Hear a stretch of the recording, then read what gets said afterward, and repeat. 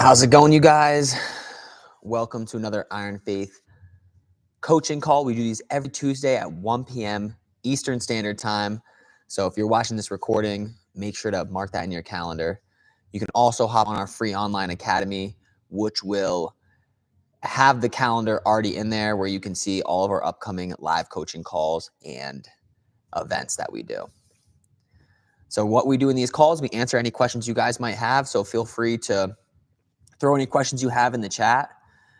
In the meantime, I'm going to go through the free academy and answer some of the questions that people have had. Caden asks, is it possible to turn a single leg into a spladle? The spladle technique is really done defensively. So when somebody shoots a single leg on you, that's when there's the opportunity to spladle. I think that move, a lot of people are going overboard with it, right? You can have these moves like spladles, cow catchers, elevators, these more flashy moves, but you have to be able to chain wrestle through the position so that if the move doesn't work, you're not getting taken down or pinned. So if you're going to go for a spladle, it can't be either you get the spladle or you get taken down. You have to be able to make an adjustment on the fly. Spladle's not there, or whatever other crazy move you're trying to learn is not there, you can go back to your fundamentals and make sure you still score the takedown. But I do not see a spladle happen if you have a single leg. All right. We have Matten. He asks, are double legs even worth it? I think diving straight into double leg is risky and requires much athleticism / speed. Instead, going single to double or body shot, I don't know what the rest of that question is. He's essentially asking, are double legs a great takedown? Should I be training double legs? Is it worth it?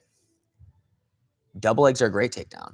I think double legs are the best takedown for when you're first starting wrestling because it's the least complex.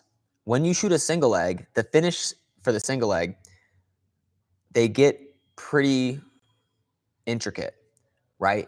You have to finish on your feet. You have to do a backside finish, out the back door finish, cut double finish. But when you shoot a double leg, you're just picking them up and tackling them to the mat. And if they played sports like football, they already understand what a football tackle is. So the double leg's super intuitive. So I think double legs are the best takedown. The first takedown I would show somebody. And then I would move into the more complicated takedown, single, high crotch, and then kind of move on from there. So I definitely don't agree that double legs are a bad takedown. As I do think this is where it gets tricky. They're the simplest, but they are the most difficult to get to, especially as you wrestle better athletes. Simplest meaning you can show somebody step by step, but when they go into an actual match, it does become more difficult because most wrestlers have staggered stance. They have their right leg forward or their left leg forward, so when you go and wrestle them, you're not ready to defend, or you're not able to get to both legs at the same time. So that's kind of my thought. All right, we got some comments or some chats coming in. I always wonder if some of these are delayed too. So spladle for takedowns all day. Wrestle the single leg defensively. Wasn't here for the last live, but I like that you're moving on from the perfect practice every day. Yeah, definitely. Yeah, last coaching call I was talking about just me continuing to grow as a coach. I know a lot of coaches follow the channel, and as I continue to grow my program and get my guys better, I want to make sure I am sharing that information with you guys so we can all jump levels. And one of the things that I've talked about, and I won't go into too much detail on it, you can always watch the other coaching calls, or if you have any specific questions on it, you can. But essentially, I spent the past 4 years trying to perfect a practice, trying to figure out what the perfect practice looks like and just repeat it every day. But the problem with that is the practices get repetitive and the kids lose motivation. And that motivation that they lose is so important. It's like you need them training hard, and that comes from their motivation. So if they're bored or they're doing the same thing for 2-3 years in a row, or even a whole season, they're not going to have that same intensity. So what I've been doing more recently is just finding ways to get their intensity up, changing the practices around, bringing more energy into the room, obviously showing the right techniques. I think that's something I personally don't struggle with because, I wrestled at a super high level, and, that's something I really understand as a technical side. But when you first start coaching, you're like, how do I become a better coach, not just a better athlete, or not just a better wrestler. So those are some of the lessons that I'm learning, and yeah, that's all I have to say about that. Shane is saying, is it better to attack or to defend? I think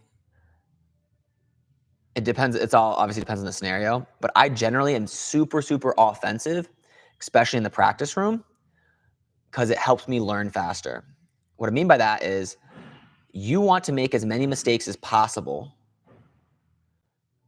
It's not purposefully, but you want to be so offensive that you're making enough mistakes to continue to correct them and improve on. So I like to think of more of an attack mindset. I'm attacking. In an actual match, it's more strategic than that.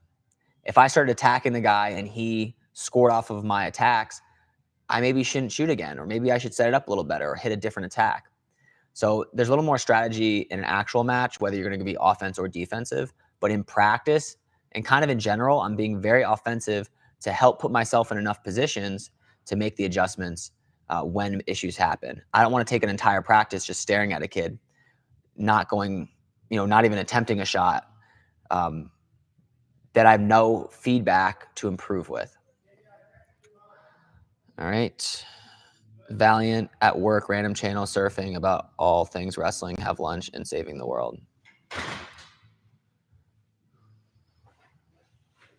All right. All right, Groshi, noticing in the youth club, it's a bit of the summer recess vibe. Any suggestions on getting the kids back on track while keeping it fun? Groshi, this is what I think really is something that we're pushing more. Compete. The kids want to compete. Why are they wrestling? They're wrestling to compete. So you need to find maybe some local tournaments and push everybody to go to it. Nothing gets a kid more motivated than winning and losing and wanting to in that competition side of things. So I would go look at some local tournaments, print out flyers, tell your whole team we're going to these tournaments. It doesn't have to be every weekend, but something that the whole team can go together on. And that's where the bonding happens. A lot of programs try to create additional events to do team bonding with, right? If you're a club, maybe you're trying to do like a banquet or a certain like field day or something. The best team bonding is normally just from being at tournaments, being on the road with your teammates and going to these tournaments and having that experience there. So, and it gets more things done than just the team bonding, right? It gets the kids motivated again. It gets them to see what things they need to work on. So if I have kids, well, just in general, I push my kids to compete.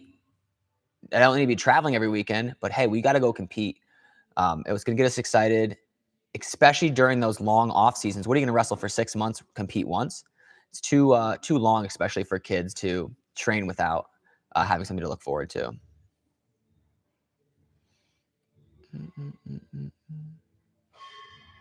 All right. Flow commentators were talking about PJ Duke's high single. I spent some time with Steven a few years back, and he really opened my eyes to those attacks. Yeah, high singles are really, really easy. I love those. Very low risk. If you go for a leg and they step their leg down, you're not stuck underneath of them. Double legs need great setup and finishing. You need to learn to get caught underneath, heavyweights in particular. Yeah. Yeah, you're going to be caught underneath. You're going to be stuck underneath on a sprawl, and you have to know how to finish from that position. Advice/rundown of wrestling for someone who plans to join wrestling next school year. I would recommend that if you can find a place to wrestle, it's going to be your best opportunity. You can obviously do a bunch of extra stuff like watching technique videos, um, practicing moves on your siblings. But if you can find a club or a place where you can go train, that's my biggest recommendation. If not, still strength train, get your flexibility up, get as athletic as you can. Because if you're very athletic, you'll do well right off the bat. Bo Bassett versus Brock Hardy was a great example of getting to a leg often. He lost that match, but he's going to be able to make insane adjustments from the feel he got. Exactly. And it's like, that's the thing with Bo Bassett is he's super offensive, and it probably shoots him in the foot sometimes, meaning he's so aggressive that people can use his aggression against him and they can score off of it. And when you're super aggressive, it's hard to change, like make an adjustment in the match because all you're thinking is go, go, go, go, go. You get taken down, stand back up, go again, go again, go again. So yeah, that's where you learn. But the thing is, yeah, like what Natural Athlete Wrestling Club is saying is that is what Bo Bass is going to get from that is a lot of feedback. Hey, I need to strategize a little better, or I shot at the wrong time. So being offensive, it does help you learn a lot quicker. More exciting to watch. It's more exciting to wrestle that way as well. Valiant said, to your point, why does Askren discourage competing until around 7th grade? So earlier I was saying I encourage my wrestlers to compete. I don't know. I have to see what Askren actually says on the topic, because here's what I think, is the right answer and what he leans towards. It's not that kids shouldn't compete. There's a big push for young kids to travel all across the country every weekend, compete at these national level events, go on every single dual team opportunity they can. And I think that if you go that extreme, then you can get burnt out. You get burnt out from like just the traveling, not because you don't like the sport or anything like that, just the constant traveling. If you're cutting a lot of weight, and if you don't have friends you're doing it with, like if you're just traveling with your parents all the time and you don't have that community aspect as well, it's hard to enjoy the sport. I'm sure the Askren kids wrestle and compete all year round. I mean, I would be very hard to find out that I've said it'd be very difficult if they just like all they do is train. You're saying they're just going to train until 7th grade. I'm sure Askren has them wrestle. It just might be at more local tournaments. It may be less frequent, and which I'm totally for. I don't think a kid should be wrestling every weekend necessarily from 6 years old all the way till 18. I think it should ramp up as they get older, as they get better, as they get older. They can compete at more difficult tournaments. They do not have to be traveling every weekend. You only have so many matches in you. I do believe that.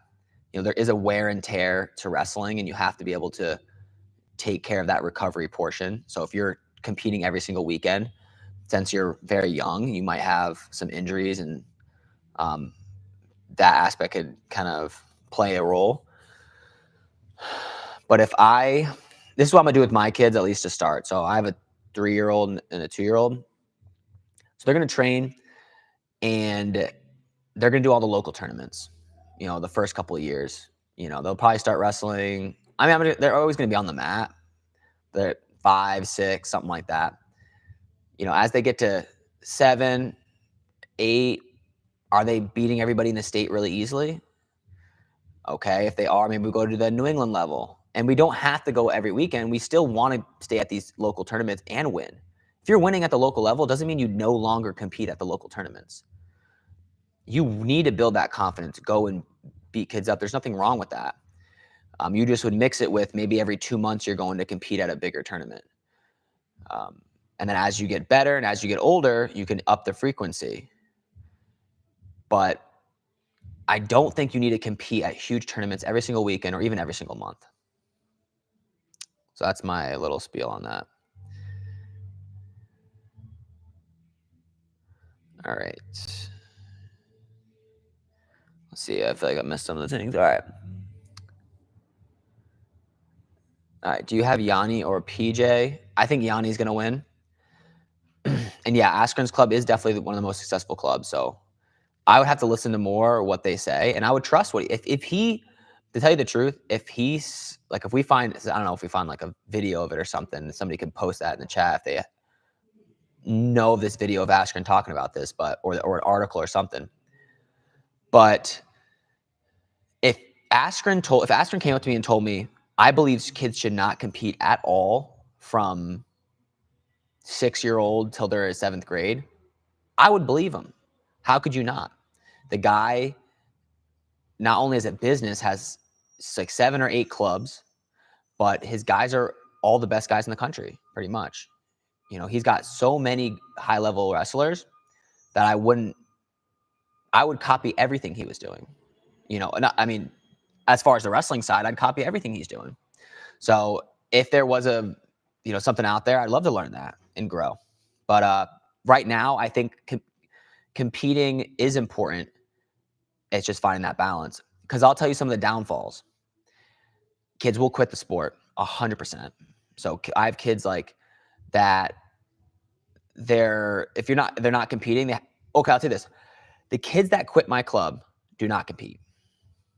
The kids that quit wrestling from my club are the ones who aren't competing. So there's something to that. Something to the fact that they don't really know why they're doing it. Because most people are doing it to compete. They have a goal, like I want to place at states or I want to get better. It's a way to test themselves.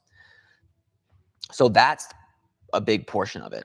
So how are you going to keep a kid wrestling from 6 years old all the way through to 18 if he's able to go into these other sports and compete, but he can't compete in wrestling? So that was kind of be my pushback if he said they shouldn't compete until 7th grade. All right. Asking discourage it because okay. So tips for first year wrestlers. Sleazy. I'll tell you guys some tips, but I made a video. I gotta edit it, but I made a video on how I would learn to wrestle if I started from the beginning, if I started over, and just giving you guys some insight into some of the things I talked about in that video. I would do these 3-step cycle. Okay, so I'm gonna give you guys the preview of the video that I already that I'm gonna upload probably next week. Okay, just give me 1 second. Let me pull up the notes I have for it and give you guys all the details. Some secret stuff, secret high level stuff. Just give me a second.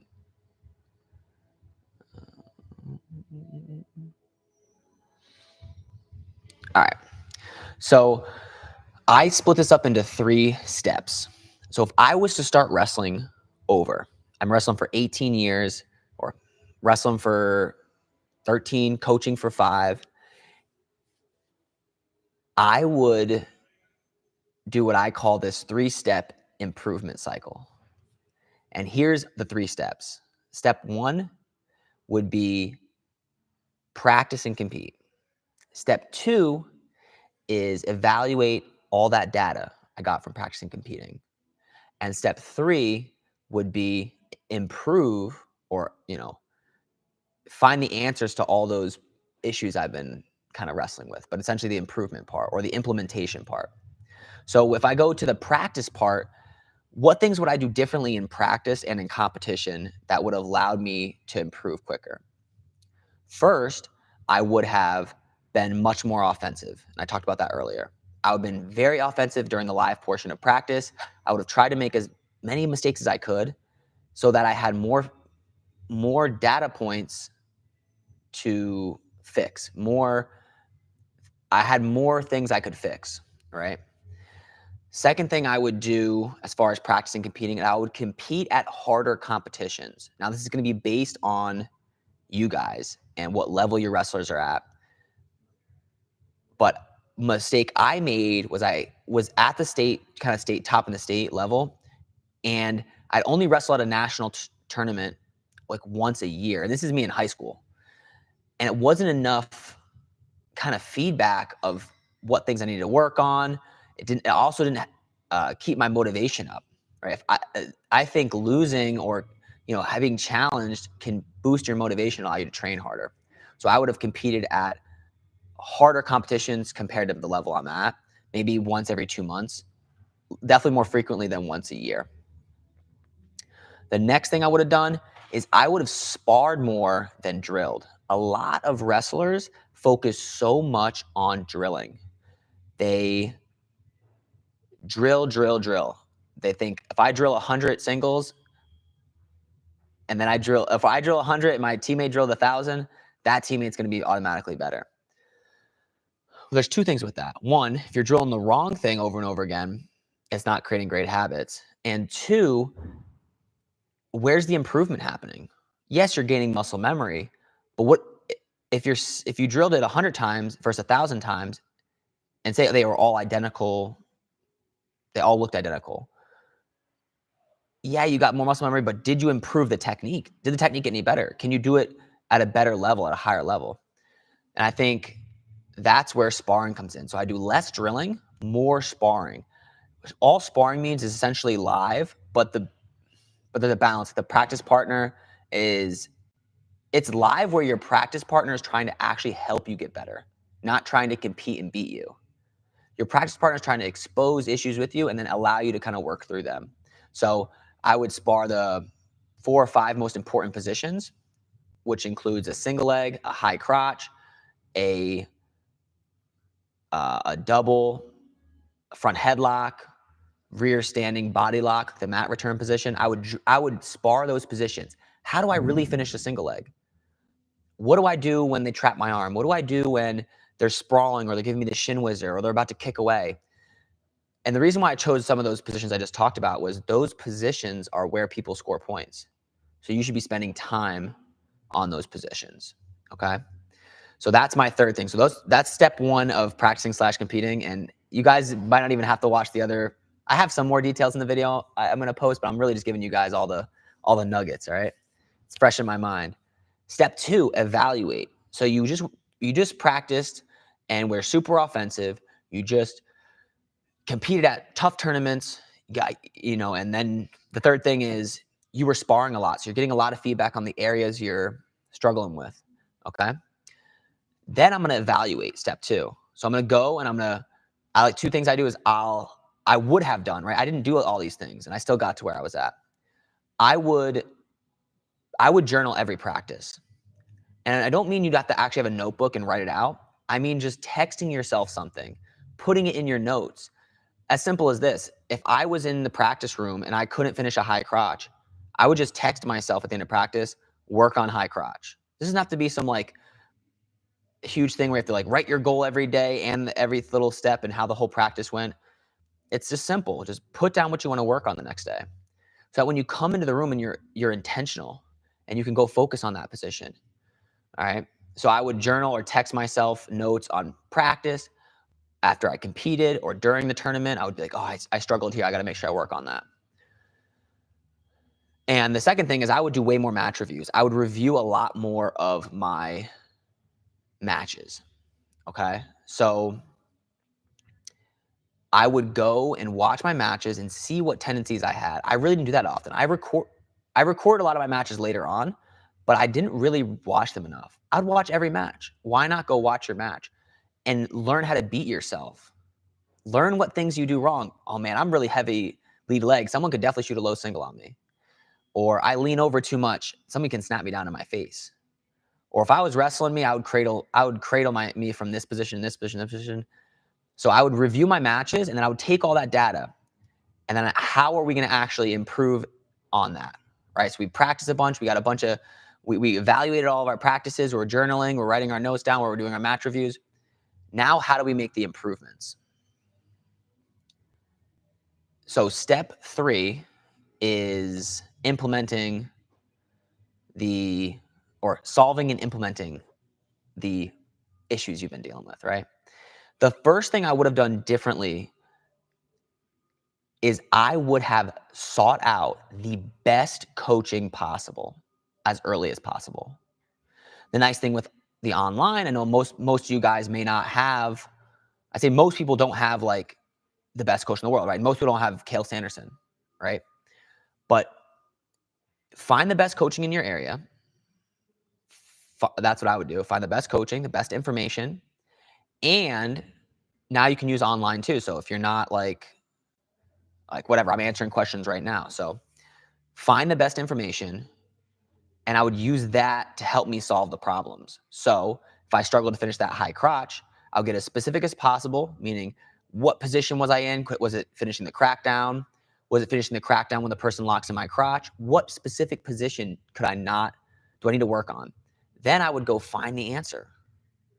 Go find a trustworthy video, a trustworthy person, because it doesn't help to find the wrong information. It doesn't help to, if somebody tells you to do something that you should not be doing, like for example, when somebody shoots a single cross facing them, it's not going to help you. You might do 1,000 reps of that, but then you're just going to do 1,000 of the wrong reps. Somebody's going to shoot a single on you. You're going to cross face them. They're going to stand up and finish on their feet. So I would find the best information. This is obviously based on people's financials, but I actually would have done private lessons as early as I could, or even just like talk to my coach after, or been, you know what I mean? Like spent some extra time getting more one-on-one attention. If you financially can't afford privates, ask your coach some questions at the end of every practice for 10 minutes. Just get more of that personal attention. Whatever you have to do. I think it's so valuable. If you've ever gotten help personally by a coach, and that's a coach you trust, like it helped me make big jumps. And I did it really my junior and senior year in high school. I would have done it earlier.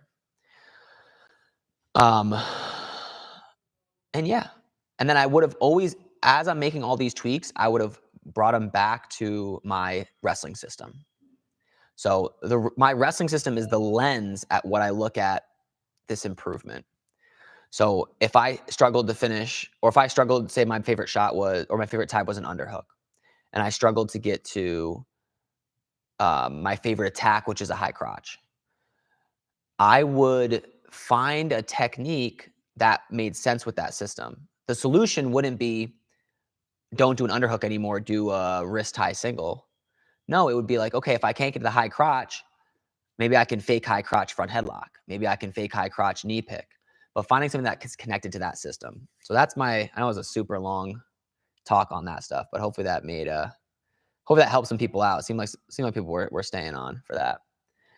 All right, so I'll answer some more questions. Let's see what we got.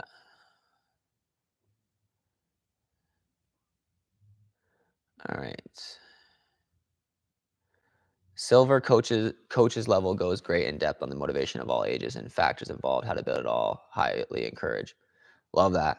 Positive note, Groshi says he really appreciates you supporting the idea of early strength and conditioning.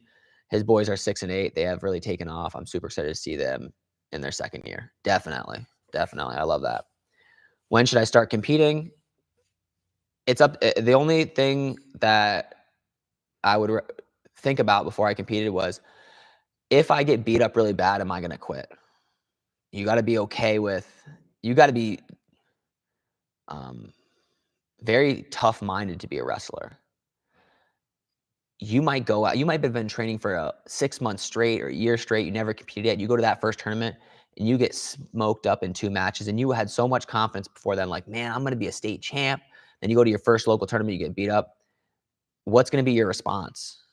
Is it going to be, I quit? Or is it going to be, let's go, I'm going to double down on my training and I'm beating these guys? So if you have that second mindset, you can compete as early as you want. And that's what I recommend. Just because a system works doesn't mean it's the only successful system. Definitely. Yeah. There's a lot of different ways to, there's definitely different coaching styles out there, different ways to get kids better. And this is Groshi, I kind of think, talking about the Askren way to do it.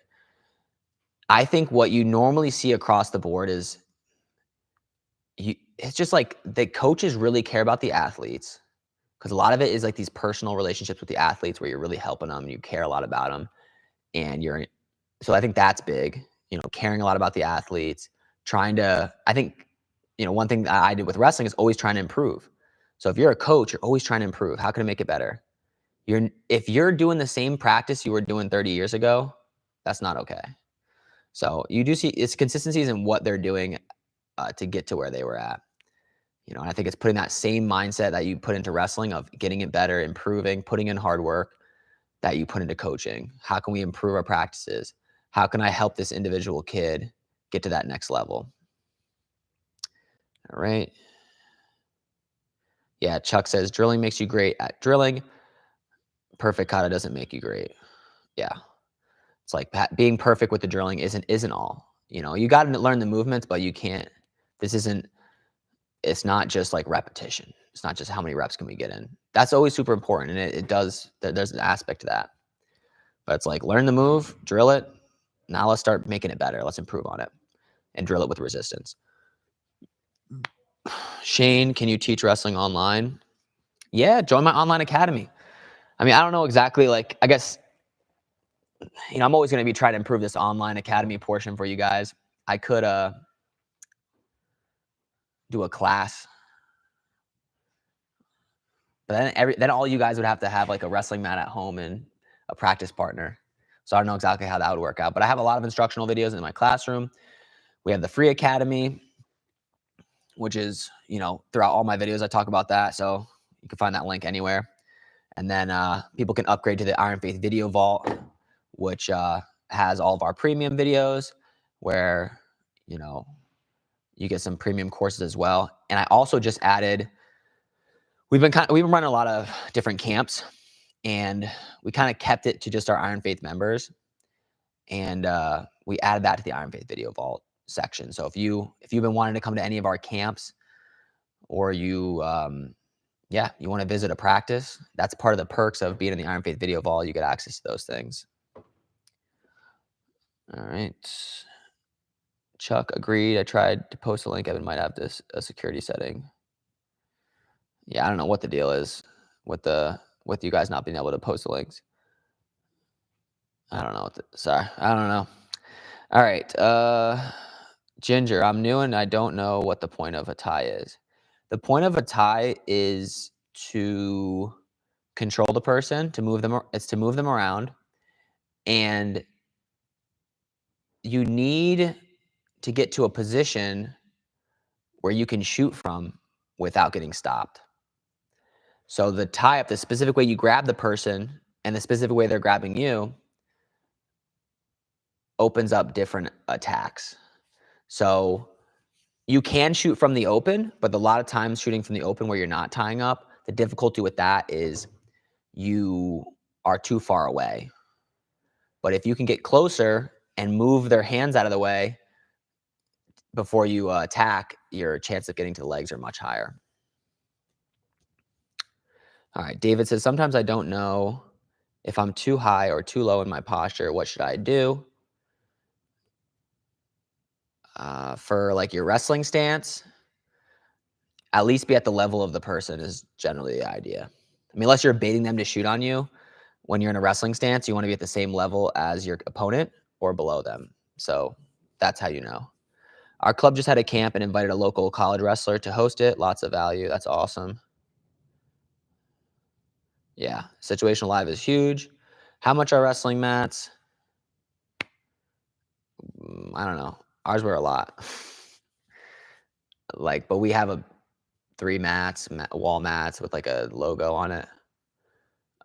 You definitely could get like a used, probably like, I don't know. Could you get a little strip of mat for 1,000? Maybe 500? I don't know. You gotta go Facebook Marketplace. Ginger, they're usually expensive. Yeah. All right, you guys. So able to answer all your guys' questions. I'll see you guys next Tuesday at 1 p.m. Eastern Standard Time. And I got some really nice videos coming out. Make sure you vote inside the Academy on the next video I'm doing. The options are, let me see what we got. So I already recorded these other 2, but that'll be posted. But the options for the next one I'm going to record are why drilling is overrated, 10 ways to improve your hand fighting, and 99% of beginners make these double leg mistakes. So make sure you go inside our online academy and post it and vote on it. And then Groshi, loving this series, the wife. Yeah, I'll see if I'll make some more with the wife.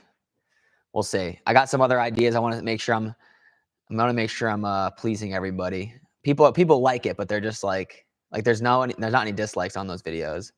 But it's like I think people are like, where's my instructional videos at? That's what I'm thinking. All right, I'll catch you guys. Have a good rest of your day.